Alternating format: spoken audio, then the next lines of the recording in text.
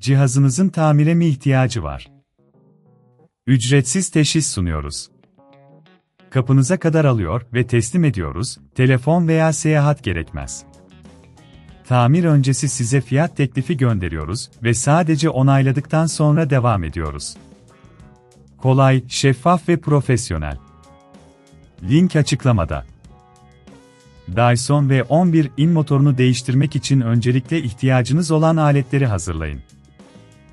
Gerekli olan aletler, bir tornavida seti, plastik bir spatula ve bir temizlik bezi.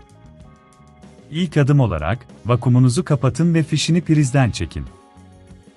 Vakumun alt kısmındaki vida kapaklarını açarak başlayın. Tornavida ile bu vidaları dikkatlice çıkartın. Vidaları kaybetmemek için bir kapta saklayabilirsiniz. Vida kapaklarını çıkardıktan sonra, alt kapağı dikkatlice kaldırın. Burada, motorun bulunduğu alanı göreceksiniz. Motoru çıkarmadan önce, bağlantı kablolarını dikkatlice ayırın. Bu kabloları çıkarmak için bir plastik spatula kullanabilirsiniz. Kabloları çekmeden önce, hangi kablonun nereye takılı olduğunu not edin. Yeni motoru takarken işinizi kolaylaştıracaktır. Artık motoru çıkarma zamanı. Motorun etrafındaki vidaları çıkarın ve motoru yavaşça yerinden kaldırın. Eski motoru çıkarttıktan sonra, yeni motoru dikkatlice yerleştirin. Yeni motoru yerleştirirken, kabloları doğru yerlerine bağladığınızdan emin olun. Eşleşen kabloları doğru bir şekilde bağlamak için notlarınızı kullanabilirsiniz. Motoru yerine yerleştirdikten sonra, motorun etrafındaki vidaları sıkıca geri takın. Alt kapağı kapatmadan önce, tüm bağlantıların sağlam olduğundan emin olun. Vidaları tekrar yerine takarken, fazla sıkmamaya dikkat edin.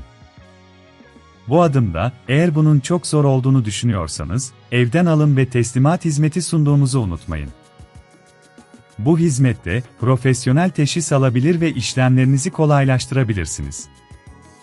Son olarak, alt kapağı yerine takın ve kapak vidalarını sıkın.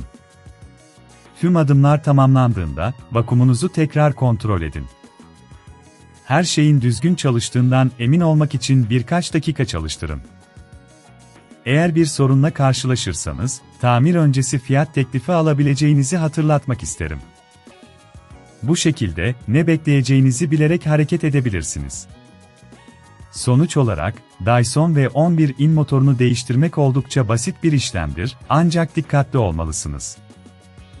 Herhangi bir sorun yaşarsanız, telefon yok, seyahat yok avantajıyla yardım alabilirsiniz. Süreci hızlı ve sorunsuz hale getirecektir. Cihazınızın tamire mi ihtiyacı var? Ücretsiz teşhis sunuyoruz. Kapınıza kadar alıyor ve teslim ediyoruz, telefon veya seyahat gerekmez. Tamir öncesi size fiyat teklifi gönderiyoruz ve sadece onayladıktan sonra devam ediyoruz.